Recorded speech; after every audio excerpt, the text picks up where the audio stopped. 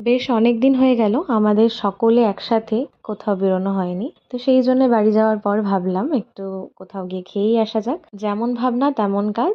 আমরা পৌঁছে গেলাম, দেখতেই পেলে তোমরা, ডিরেক্ট দাদা বৌদি। তো বিরিয়ানি মানেই তো দাদা বৌদি, লেখাই রয়েছে ওখানেই। তো আমরাও সেই অর্থে আমরা ট্রুলি দাদা বৌদির ফ্যান যাকে বলে। তো সেখানে গিয়ে আমার মা দেখতেই পাচ্ছ এখানে অ্যাজ ইউজুয়াল ভাত খাচ্ছে, কারণ আমার মা অন্য আর কিছু খায় না।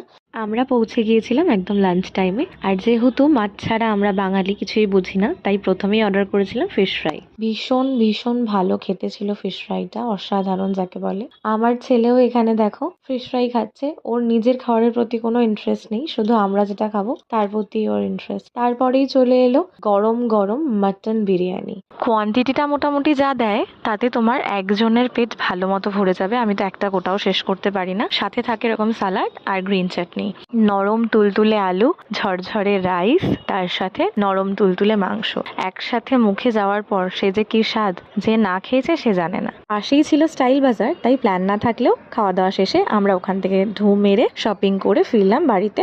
এইভাবেই ফ্যামিলি টাইম বেশ কাটলো। তোমরাও কমেন্টে জানাতে ভুলো না কারা কারা দাদা বৌদি এখনো যাওনি।